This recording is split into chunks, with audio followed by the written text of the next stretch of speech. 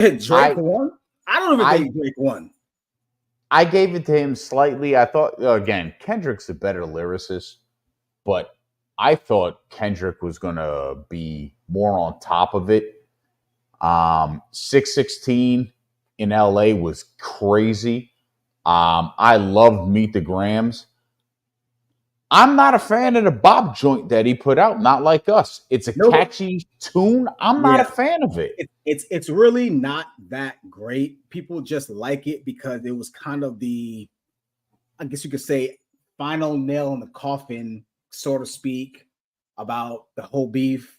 He gave us a song that could like everyone could relate to. Ironically, it's kind of a song that Drake would kind of do, like in terms Yeah. of like, the kind of bop stuff, like, and Yep. Kendrick Lamar, right? You know, it's like number one on the billboards now. But I give it to Kendrick because I think Kendrick was a little more strategic with. I think Kendrick won the beef in terms of putting production out, right? Putting stuff out. But I feel like Drake had the better music. Personally, Yes. I think Drake had the better music. I listen to Family Matters a little more than I listen to anything else that Kendrick put out, right? Um, but yeah, I think the better music goes to Kendrick or to Drake, but I don't know. Looks like it's over anyway. Looks like it's all over. But It hey, was entertaining. I haven't seen anything like this in a while, so I'm like, I was. no, I will say it was one of the more entertaining beefs we've had in some time, right? And the And it's fact they back continue and to forth. go back and forth. Yeah. That's the thing. It wasn't like Kiss and Siegel where it was like one or two joints and that was it. But here's the thing too. I'm not even going to Jay. I'm not even going to Cannabis and LL. Common and Ice Cube or Ice Cube and NWA. Won't even go back there. The substance and the beats that they used and the substance that they provided, context in the music, that just didn't hit No, the way I would have wanted it to. no, not Like at all. I thought Meet the Grams and Family Matters were two of the best battle joints that they put out based on concept, based on what they said as far as content was concerned. Yeah. But after that, it was just it was a whole bunch of jabs. J. Cole gave us a jab. And if 7 Minute Drill was what his 7 minute drill is supposed to be, then J. Cole gave us the best song out of everybody because he actually did his shit in 7 minutes. It took these motherfuckers 2 weeks to put theirs out. Yeah, it was fun. It was fun while it lasted. I'm kind of glad it's over because it was really kind of becoming like a, I don't know, this, it was almost becoming very obnoxious between both fan bases. So I'm glad it's kind of over. I think it's gonna die down. I personally still think that they're gonna go on tour together at some fucking point. I think they are. I just do. I think the whole thing was definitely a way to kind of boost up some album sales. I think both will come out with albums very soon here. Both have very rabid fan bases. Kendrick is supposed to have an album coming soon. Oh, there you go. There you go. Like, this is perfect for him. Like, you know, like this is perfect for him. And you know, this is something that he's probably gotta use to help him out. So yeah, there you go. But hey, welcome to the two-man front. We're just chatting a little bit while we share and get guys coming up, people coming on the show. But again, welcome to the two-man front. I am your boy Be Easy. This is your boy The Fall from Objectively Biased Sports. We got a pretty good show to you. As you guys know, it is that time of the year. As we all know, the NFL is a 365-day event now. It's no longer a fall sport. It is a all year round sport. So we were all excited about, of course, NFL scheduling release is now out. We're going to get to that. We're going to get to that, of course. We're going to get to the Denver Nuggets. Are they poised? Is it almost inevitable that they're going to go back to back, right? Thoughts on Caitlin Clark's debut. I put Caitlin. I gotta fix that. Thoughts on Caitlin Clark's WNBA debut. And then, of course, I've been wanting to get to this the last 2 weeks. We couldn't get on last week. I was really upset I couldn't get on last week. But I still think this still has a little bit of steam to it. I couldn't wait to get on this. NBA versus the NFL. Obviously, it all started with Austin Rivers. We'll get to that clown in a minute. But of course, as you guys know, please subscribe to the YouTube channel. Please, please, please subscribe to the YouTube channel. And of course, please leave your comments below. We love chit chat with you guys while we are on here for a good 30 minutes to an hour, however long we're going to be on here. Please join in on the discussion. But first, of course, we got to lead off what everybody's talking about right now. The NFL makes a spectacle about everything, right? And somehow we always get sucked into it. NFL scheduling release fog. It is here. And I got our teams up there right now. I got our teams up there. You obviously are an Eagles fan. I'm obviously a Steelers fan. But Fog, any game that you want to circle on the calendar, and anybody who's watching, tell us a game that you're excited for your favorite team as well. So you flying back out on the 15th of December so we could get up for an Eagles-Steelers game? Honestly, we actually talked about this backstage. Honestly, I don't know. I may or may not be back for that game. I think I might be back in town for like Christmas. I gotta see. I gotta see. I might. Let me know because we might be doing a show live. Absolutely. Together for the first time. Absolutely. That'd be fun. Honestly, out of Eagles schedule, I've got the Eagles Ravens December 1st. I would love to see Lamar Jackson and Jalen Hurts, just the energy that game in M&T Bank Stadium would provide. That, for me, as an Eagles fan, that's a game I love to go see. Second would obviously be Eagles and Steelers. Yeah. I believe we have the fourth toughest schedule in the NFL right now. And I see some games right here, right? So I always like to go, but I'm going to make a separate show or do a separate post on this about what I think our wins and losses is going to be. I usually do it around training camp when things are the dust is kind of settled. But the game I'm looking forward to, the most, probably, honestly, I think because it's that Kansas City Chiefs game, because that's the game where we're either going to be in it, we're going to be fighting for a playoff spot, or it's going to be over. But that Chiefs game is pretty big. It's going to be in Pittsburgh. I'm just really excited, as you can see. But what I see in our schedule, obviously the white means away, and the yellow means home. We got 4 out of 5 road games to start the season, which I found very interesting. Right, we're going to be on the road 4 out of 5 games. Right, so that's going to be we're going to be a pretty battle-tested team in terms of our schedule. Right, and then if you look at the second half of our schedule, we got pretty much 5 home games in a row. So honestly, your first 7 games, 6 of them are on the road. Falcons, Colts, the Commanders, Bengals, Ravens, Denver. Yeah. It's that's why we have the 4th toughest schedule. The 4th toughest schedule right now. Yeah, when I saw this, I knew who we were playing, and this doesn't tell you where you're gonna play, right? It doesn't tell you where. But I saw this, I was like, wow, this is those our first. What is it? 1, 2, 3, 4, 5, 6, 7 games. I mean, we can either be in it or out of it by the time we get to Dallas. Right, in it or out of it. And as we all know, the AFC North is, all teams finished over 500. I believe. I think all teams finished, with more than 8 games. I think we all finished over 500. So we're obviously one of the toughest divisions in football. Yeah. But that Chiefs schedule scares me a little bit. I mean, that Chiefs game scares me a little bit because I don't know where we're gonna be. Right, I don't know where. I even did in my head. I even said to myself, okay, where would Justin Fields start playing? Like, what game could he possibly be in? Because if we suck, he's gonna be in. Like, I mean, honestly, it's gonna be a good road. It's gonna be a good test to see where Russell Wilson is.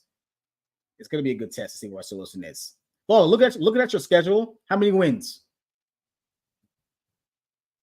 Just looking at it, point blank looking at it, how many wins do you see? Point blank looking at it, I could probably say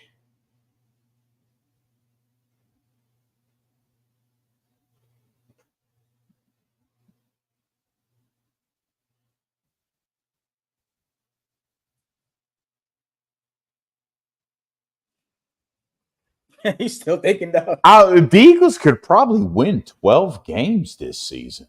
12? Okay. I'm not mad at that. But think about it. You got the Giants. We know the Giants ain't going to be shit. They could possibly sweep the Giants. In all honesty, I think I was looking at the Eagles and the Cowboys schedule. They could be neck and neck for that fucking division. How And about Washington. This? How about this? Go through it. Just go through it one by one. Just say W or L. I'm going to say Green Bay. I'm going to give them the W. Okay.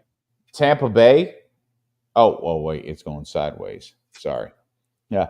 Atlanta, I'll give them W. Saints, I'll give them W.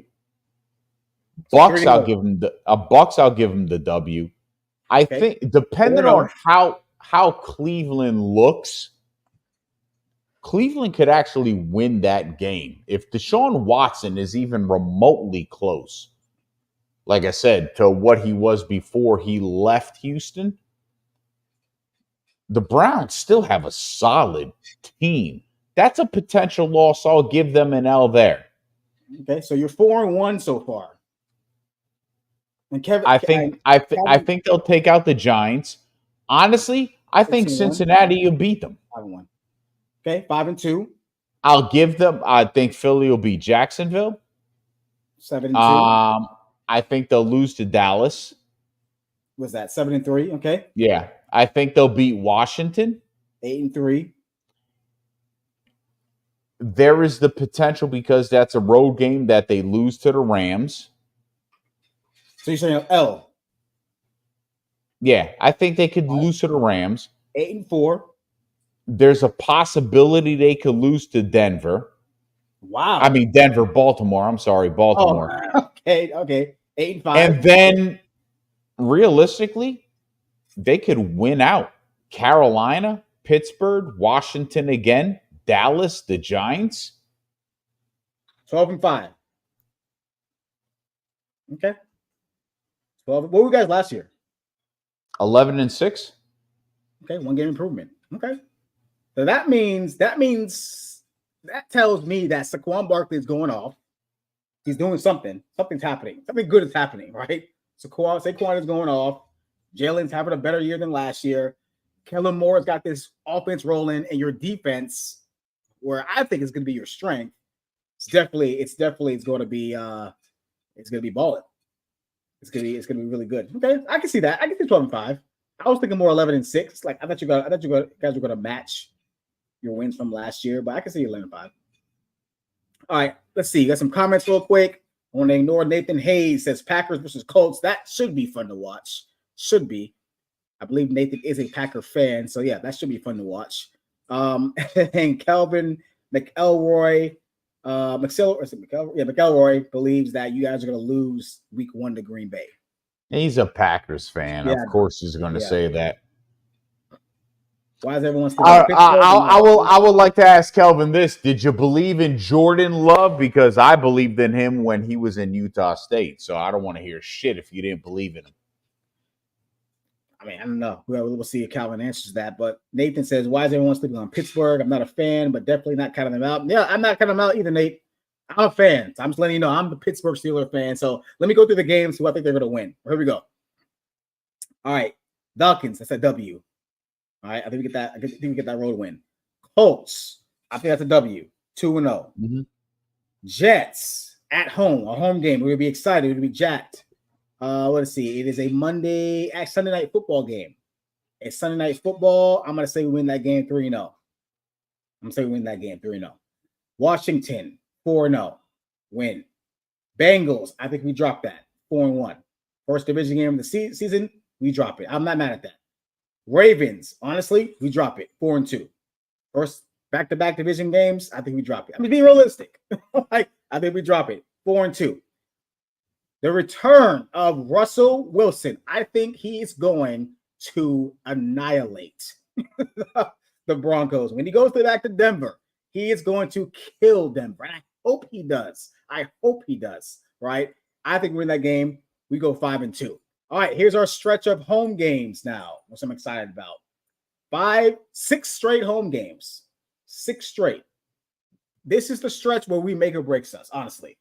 I think we beat Dallas at home. That's 6-2. I think we beat the Giants at home. That's 7-2. I don't want to say Baltimore sweeps us, but I think we beat them 8-2.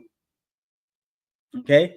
The Browns, we beat them 9-2. I think we dropped the game to the Chiefs. 9-3. I think we dropped that game. I think we beat the Los Angeles Chargers. We are going to be, what I say, 9-3? Would it be 9-4, I believe? 10-3. 10-3. Oh, yeah. you're losing that game? No, winning that game. Okay, 10-3. 10-3. Okay. Vegas, the game I'm thinking about going to is 2 weeks for my birthday. Vegas, I'm gonna say we dropped this game. I'm gonna say 10-4, right before the bye. And then our last 3 games, Browns. What are we, 10-4? Yeah, 10-4 right now. I think we win. They would go 11-4. I think we drop the game to you guys in Philly, 11-5. And I think we beat the Bengals, go 12-5. So we go 12-5. First year Russell Wilson quarterback. We're back in the playoffs. I don't know if we win the division. I think 12 games should win it, or we might just beat each other up again, and then only 9 or 10 games will win it. So I think we go 12-5. So Nate, I'm not hating. So I think we're good. So you guys have your team. We said 12-5 for both of us, right? Yeah, 12-5 for both of us. Make note of that so I can post that. Make note of that. Make sure our viewers agree with this. I'll post this on the page. So Fall thinks the Eagles going 12-5. I have the Steelers going 12-5. You guys let us know.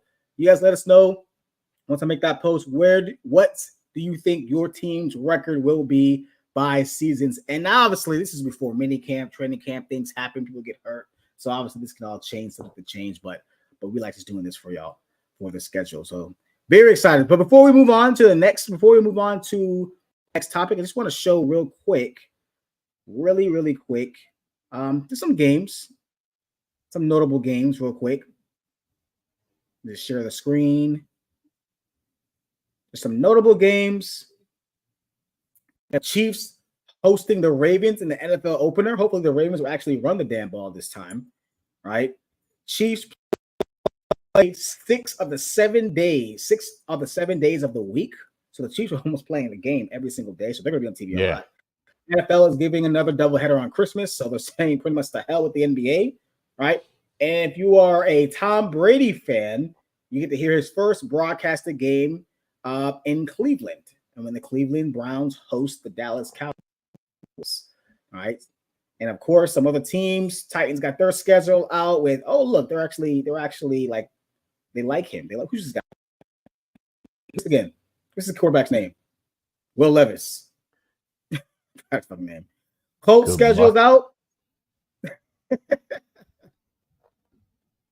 The Jets, can they bounce back? Can Rodgers stay upright? If Rodgers stays upright, Jets and Texans on Halloween night, that would be a game I want to see. That's going to be because that's going to be interesting. We're talking, I think it's week 8 or week 9.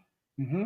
Both these teams, depending on what they've done up to that point, could be playing a very pivotal game to position themselves in the playoffs. Absolutely. Yeah, I want Rodgers to stay healthy. I want to see what he can do with this Jets team. And then we got some other schedules because the Patriots, right? We got the Patriots with their new quarterback. They just drafted in Drake May.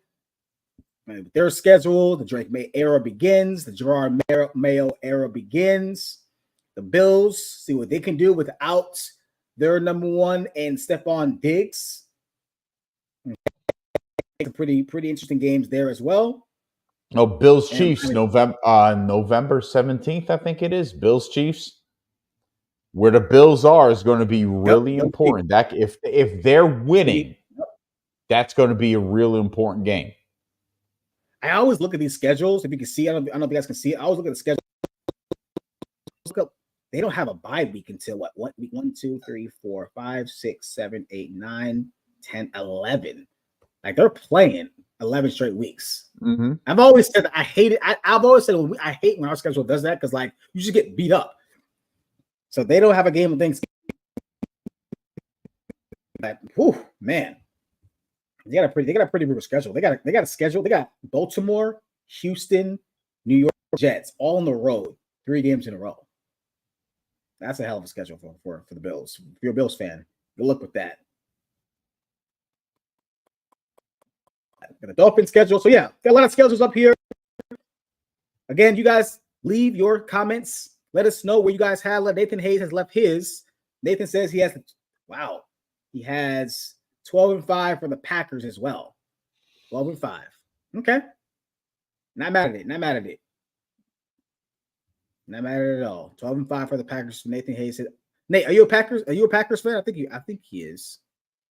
I think he may be a Packers fan. 12-5 for Green Bay. I would hope so because that's crazy. He gave us the Packers.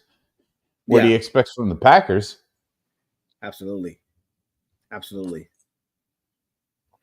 All right, man. Let's go ahead and move on to our next topic. Let's talk some NBA real quick. We got some basketball topics real quick. Just real quick hitters. Obviously, we all saw what Nikola Jokic did. We all saw that he made thanks, Nate.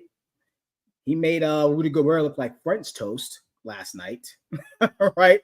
And look, Nikola Jokic is the best player in the world. Now, does that mean he should have won MVP? I don't know. Depends on who you ask, right? But he's easily the best player in the world.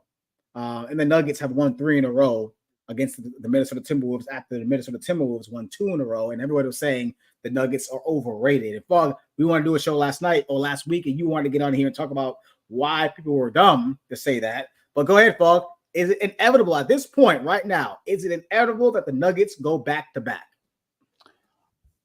I don't know if it's inevitable, but it's really, really close to being inevitable. I'd say Boston's probably the only team that could stop them, in all honesty. Look, for anyone who was screaming, and it was sports media, it was on any media outlet on the internet, where people were speaking about how the Nuggets, once they went down 0-2 to the Timberwolves, are the Nuggets being overrated? Is Joker overrated? He won 3 MVPs. This is a team that's just coming off winning an NBA title. B, I would ask you, have we ever said that a team that won a championship the previous season was overrated going into the next season? I don't remember that. I'm pretty sure you're asking me, have you ever called a team overrated that just won the chip going into the previous season? I'll have to do my history. I'll have to do my homework. But I'm almost positive we have. I'm trying to think of the last 2 championships. It might, you know what? And you know where I stand as far as Akron is concerned. But the bubble championship might have been the last team that we ever spoke about where people spoke about saying that, this team is overrated going into the next season after winning a championship. Yeah, maybe that team, possibly. I do know that like the next year when the Lakers won the chip, when the Lakers were defending their championship, there were a lot of injuries on that team. I do remember a lot of injuries that plagued that team. I think LeBron James hurt his ankle. I think Anthony Davis out a number of games. I don't think they even made the playoffs. I'm pretty positive they missed the playoffs because there were injuries, though. There were a lot of injuries, right? So, yeah, I think no, I can't think of a team, but I will say this. I never counted Denver out. I just think that they just made some hell of adjustments to combat what the Nuggets, what the T-Wolves are trying to do. Now they have Aaron Gordon bringing the ball up. Now they're doing a lot more rotations. They're isolating Gobert and Jokic away from the basket. And Jokic he's just playing better. I'm not gonna take anything away from the T-Wolves though, because Jokic was only shooting 33% the first 2 games. They were stopping it. I don't know if it was or what it was. I know Murray wasn't playing well. I know Murray was hurt, whatever, but the Wolves deserve to win those 2 games. And they got crushed in game 2. The Nuggets got crushed in game 2. So I understand what people are saying when it comes to the Nuggets being overrated. I never thought they were, but I get where they were coming from a little bit. But no, this is clearly the best team. This is clearly the best team in basketball, in my opinion. And they have the best player in the world. So, let me see. Nathan says SGA got screwed for the MVP. I know it's a regular season award, but it's the most valuable player. Nuggets can still win without Joker. I don't know about that one. Hell no. Hell no. I don't know about that Absolutely one. not. I was with you until you got to that sentence, right? And the Thunder can't win without SGA. That may be true too. That may be true, right? No. Actually, I don't think that's. I'm sorry. Thunder can't. Yeah, I think that's true, but I don't think the Nuggets can win without Joker. No way. No way. They're not winning. I mean, I guess I got to ask you, winning what? Maybe a game or 2, or a championship? No. That whole team revolves around Joker, because Joker is one of the most versatile big men we've ever seen. Like he is one of the most versatile big men we've ever seen, whether you like it or not. Not the greatest defender, but at least most versatile offensive players we've ever seen. Right. Before, did you? Is it? Are they coming back to back? Is it? I think they can. I think they can. I think they could do it. I think they could go back to back. Boston, for me, Boston is the only team that has the potential to stop them if Minnesota doesn't pump the brakes on them. I think they close it out game 6. I think it's over. I don't see this going 7. I don't see this going. If it does go 7, go back to Denver. I don't see Denver losing in 7. I don't see that. I think the only team that really has a shot to beat, like you said, is the Celtics. But even the Celtics, I feel like if they don't get Porzingis back 100% healthy, I don't know what they're going to bring inside. Jokic is probably going to average like 35 because I don't know who's going to stop Jokic inside. I don't. And Jokic, not just Jokic, Aaron Gordon. Right. If Gobert can't stop him, Jesus, nobody stopping him. I think this is the best matchup Denver has faced in these playoffs. Yeah. This is the best matchup. But and Mike Malone made the adjustments needed to get Joker where he needed to be. And again, Joker's doing what he's doing. Joker is doing what great players do. I don't understand why they're trying to negate Rudy Gobert. Oh, he won a defensive player of the year, and look what Joker's doing to him. That's the equivalent of LeBron James cooking, what's his name? Ben Wallace, that won defensive player of the year 4 times. Are you really going to sit here and go, oh, how could Ben Wallace win defensive player of the year when Akron is cooking him? No, you can't do that. Joker's the best player in the NBA right now. He's been the best player in the NBA for the last 2 or 3 years. Yeah. And he's beaten the best defensive player in the NBA. It happens. It's okay. Yeah. You can both can coexist, people. It doesn't have to be here or there. Both can coexist. Shit happens. No, yeah, I agree. I agree that Jokic is the best player in the league. I think he's been the best player in the league the last couple of years. Last 3 years, like you said, and great offense is always good. It's always going to be great defense. And that's just how it works. I mean, Gobert is a great defender. I mean, he's obviously one of the better defenders we've seen in a long time. He's got 3 of those trophies, right? So he's proved his worth as being one of the best defenders. But like you said, Jokic is the best player in the league. So Nate says, I have Boston winning it all.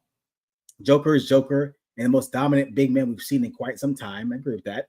And Denver has enough perimeter shooters that can beat Minnesota without Joker. Absolutely not. Well, I'll say this. I do think that if they didn't have Joker, I don't agree with that, Nate. But if they didn't have Joker, would the T-Wolves sweep the Nuggets? No.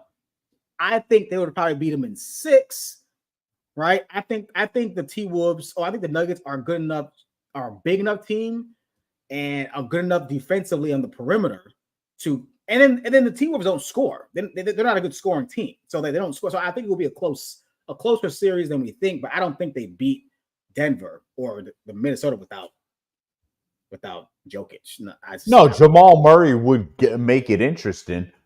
Murray, Michael But I Porter think Jr. at the end of the day, Minnesota would have enough with Cat and Anthony Edwards to get over that hump.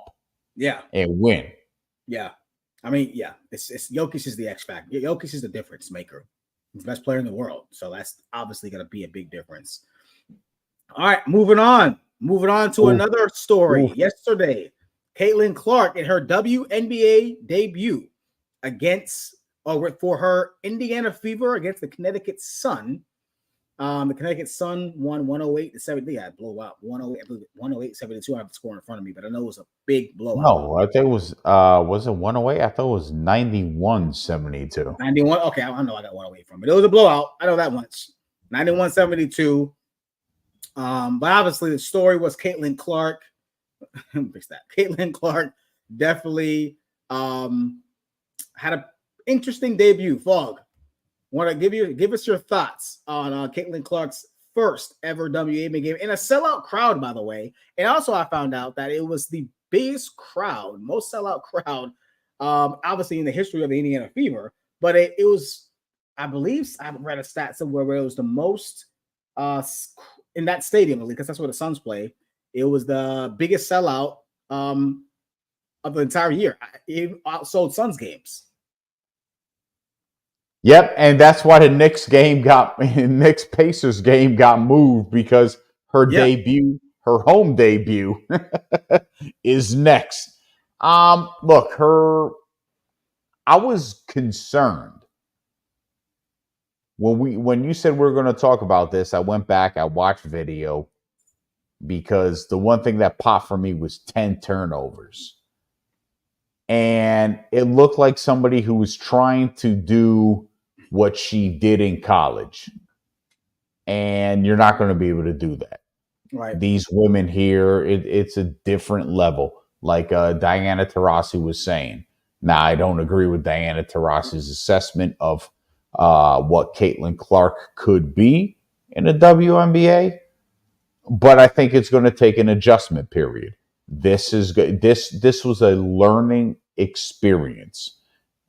Let's add to the fact that Aaliyah Boston, who was the Rookie of the Year last year, coming out of South Carolina in 2022 off the heels of the national championship, and she put up 4 points, 6 rebounds. She was averaging 14 and 8 all last season when she won WNBA Rookie of the Year. This team is going to be fine. Catlin Clark is going to be fine. I would actually put money on it that the Fever are competing potentially for a WNBA championship within the next 2 years because of the personnel that they have on their team, and Clark and Aaliyah Boston potentially being 2 top 5 WNBA players in the next 2 years that we're talking about. So her performance was alarming with the 10 turnovers. But when you watch the game, you see her forcing things. You see her doing things that once she gets acclimated, in my opinion, to the speed of the game and the way the game is played at the professional level and through coaching as well, she'll adjust. She'll be fine. It's an impressive debut, nonetheless, because of what the star power that she's actually bringing. And again, if I'm right and she makes the adjustments, it's only going to get better. And like I said, she has Elijah Smith. She has Aaliyah Boston. This team is not short of being competitive at all. Yeah, I agree with everything you said. It looked like Nathan Hayes agrees as well. He says not the double-double we expected. The guys and girls have bad games. It happens. Stop overreacting. She's a baller. She's a baller and we'll bounce back. I mean, I agree. I don't think we're overreacting. I think 10 turnovers is a lot. I don't think that's overreacting. That's a lot for anyone. So I don't think that's overreacting. I think she would even say that whether behind closed doors or in public. 10 turnovers is a lot. I think the team had like over 30 or something like that. A lot of turnovers, right? And she had 10 of them, right? So I think what happened was she just played in her first WNBA game ever. I think she was I don't think she scored her first points until midway through the first quarter. So obviously she was pressing. She wanted to get those points, those first 2 points down. But it's funny, I think I don't think what Diana Taurasi said was wrong. I think Diana Taurasi knew that, look, I think there are real athletes in this league, right? Mm-hmm.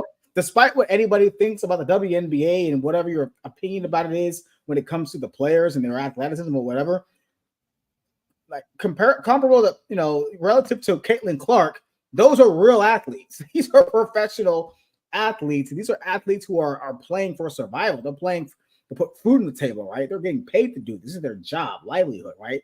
It's more than just playing for the love of the game when you're in college. So, but yeah, I mean, I think scoring 20 points in your debut is not bad. Like, she got to the line, she hit 4 threes, she hit some great threes. She did her little step back, lean to the left three. Like, she did a lot of her things that she did. So she looked comfortable as the game went on.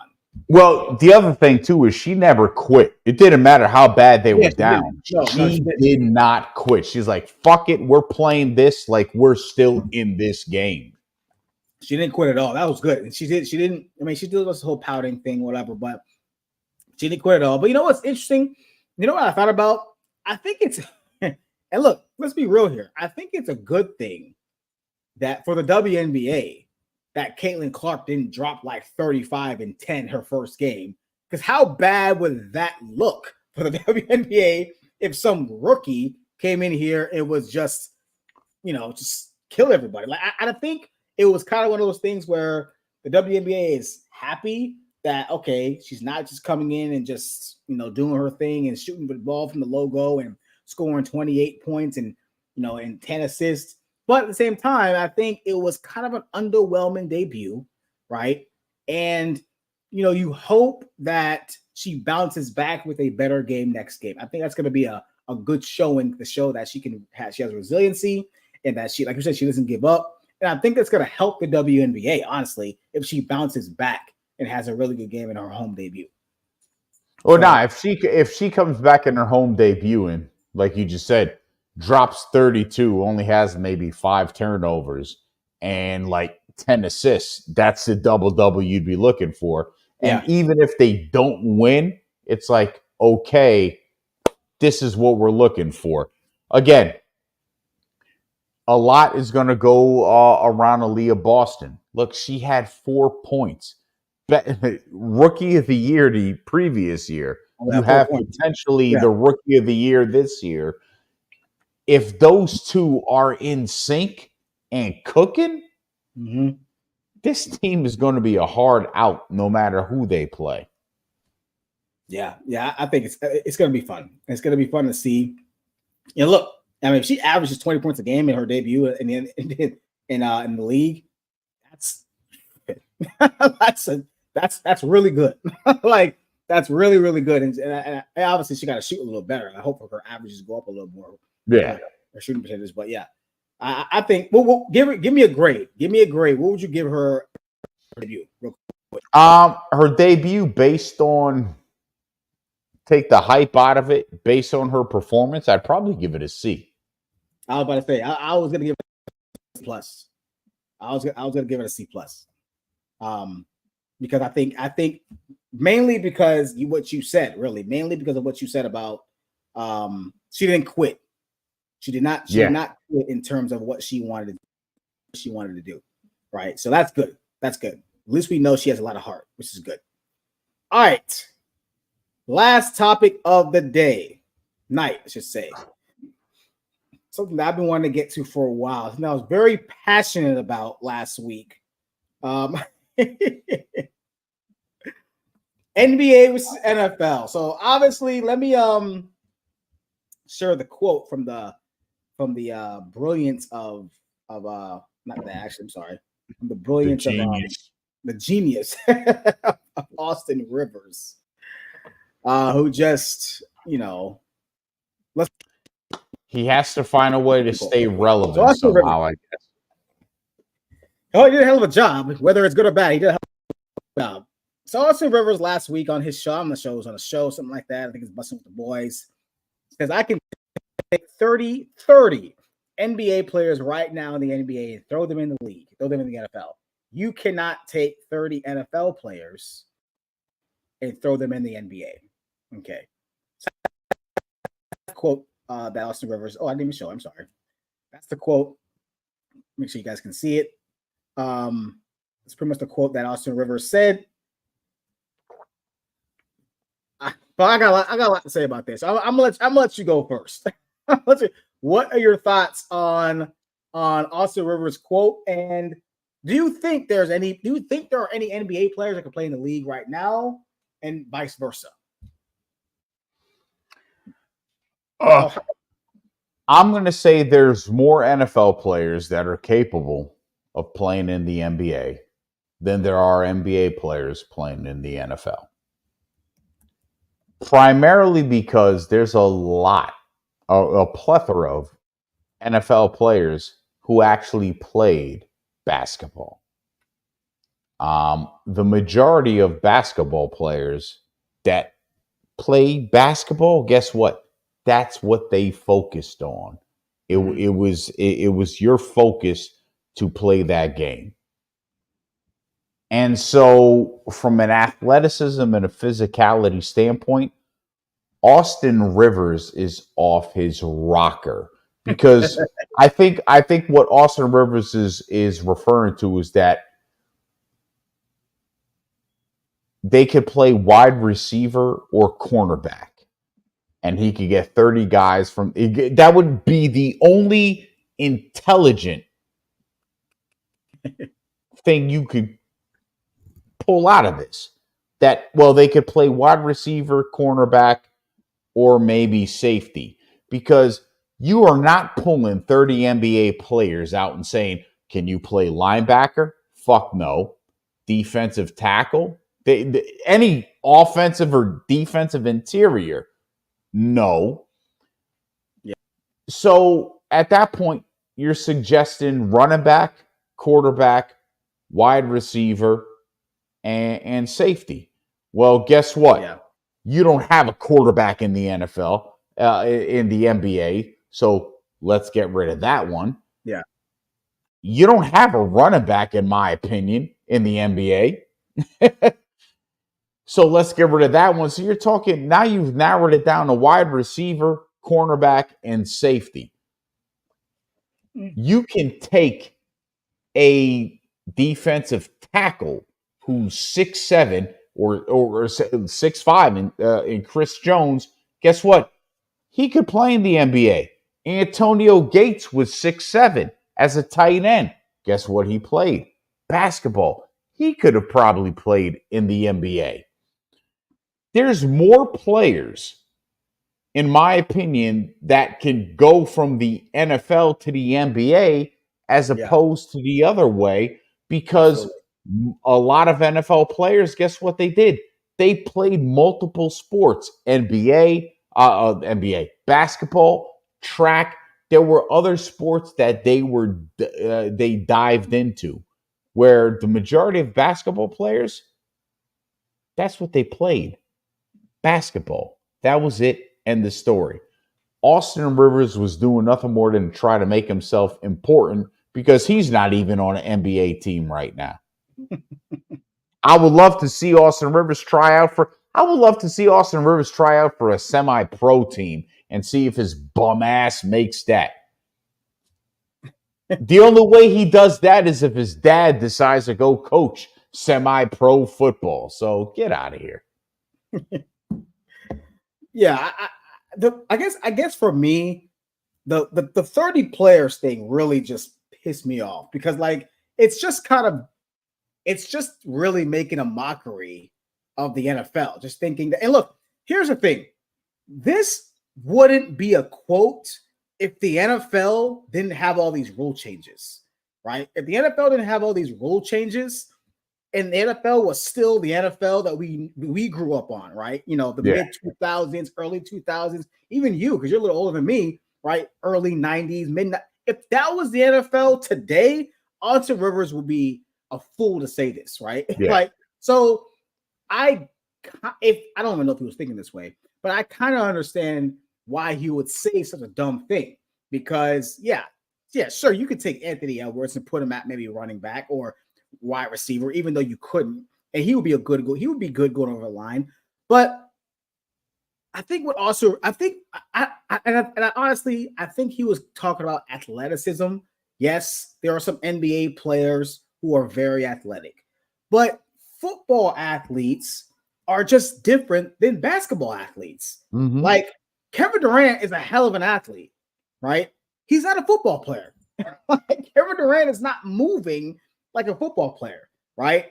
Like I can even say someone like LeBron James. I know everyone says LeBron James is a great athlete, and he is. He played high school football. I get it. And he may have a shot because he has the experience. So he has a shot. But LeBron James doesn't even move like a football player.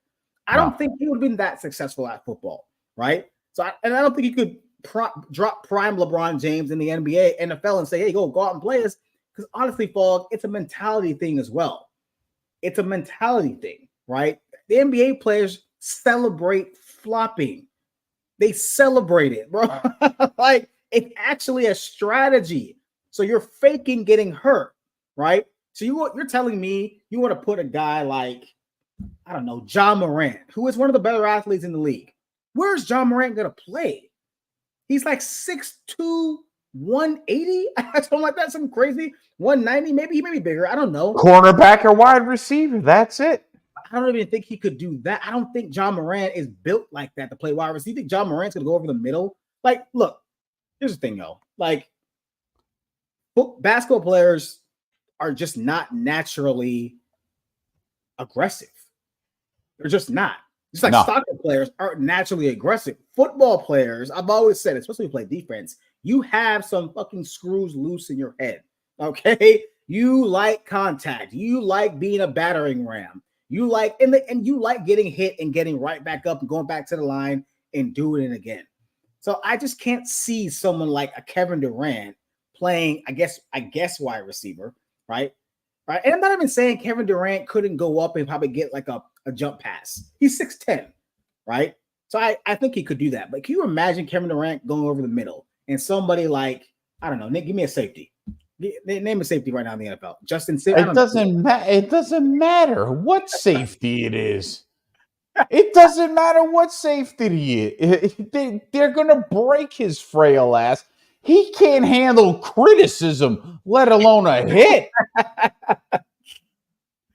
Look, it's just football players athletically, muscular, like when it comes to their build, when it comes to the combination of size, strength, and speed, are just built different than basketball players. There's nobody in the NBA that is running a 4.4 and is 6'4", 220. Like, there's nobody in the I don't think there's anybody in the NBA that's doing that right now. There's nobody in the NBA that's 6'6", right? 6'7" maybe, that weighs around 280, that's potentially running a 4.8 these guys run these days. These defensive linemen, these offensive linemen running 4.9s at their size. Like, Ryan Clark made a great point. He made an amazing point. I loved it when he said this. I really, really did. He said that the NBA, they don't have a Deion Sanders or a Bo Jackson. No. They don't have that guy. They don't have guys that can do crossover sports. You never see an NBA guy go play football in the fall. You just don't see that, right? You don't see an NBA guy play baseball in the spring or the summer, right?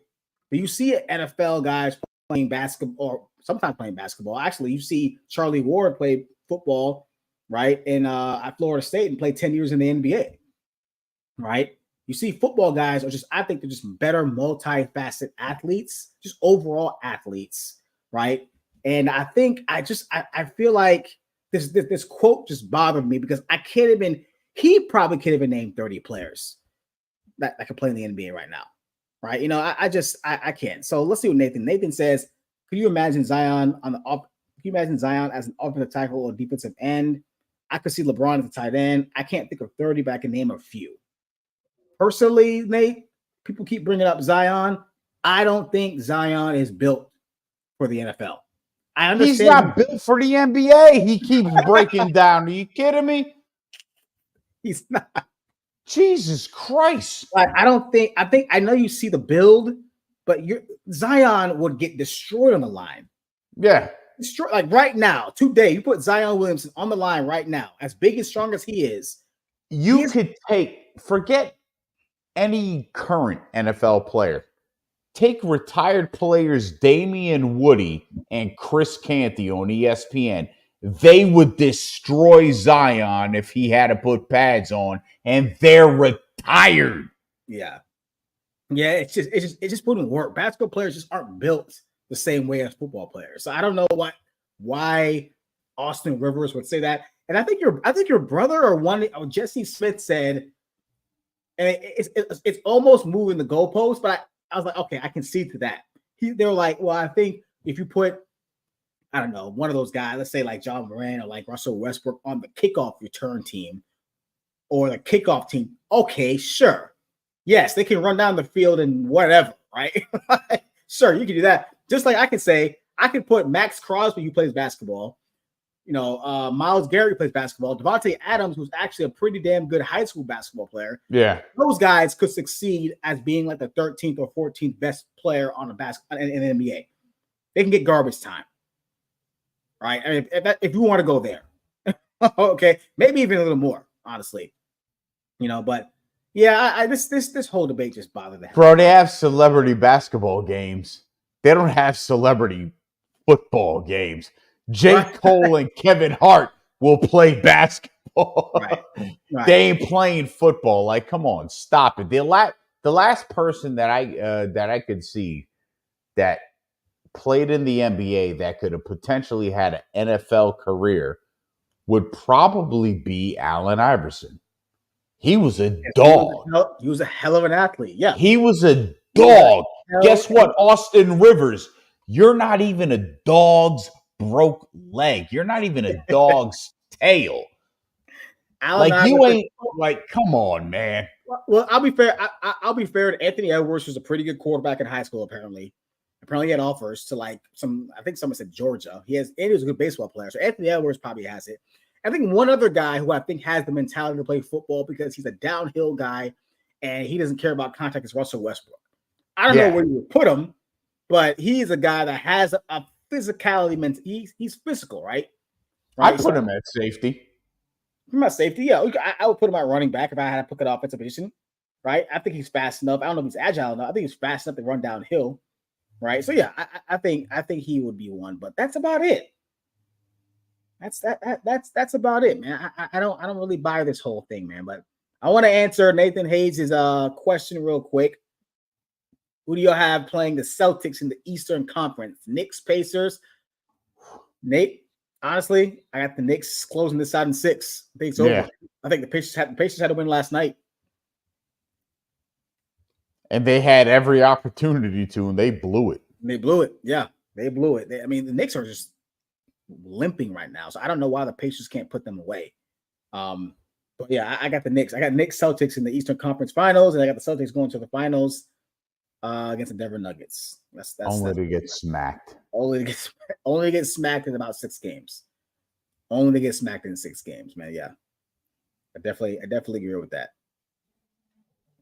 But that will do it for us tonight, folks. I really, really appreciate everybody coming on to the show. Thank you very much for everyone joining us today or tonight. Appreciate it. I know it's late over there on the East Coast. It's 10:15. Thank you for us joining us on this late night show. Please don't forget to subscribe to the YouTube channel, subscribe to the page, and also subscribe to our pages, Objectively Biased Sports on Facebook and Be Easy Sports and Entertainment on Facebook as well.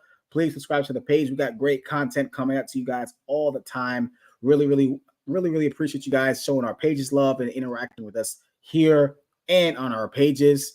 So I want to thank everybody who was here tonight, Nate, Calvin, everybody else who watched all platforms, I believe, from BZ Sports to my YouTube channel, 2-Man Front, 4QQ, Game Winning Drive, and of course, 3-Man Weave. Appreciate you guys for joining us tonight. But until then, I am Be Easy, and this is a boy of the fog, particularly Biased Sports. We'll see you guys same place, same time next week.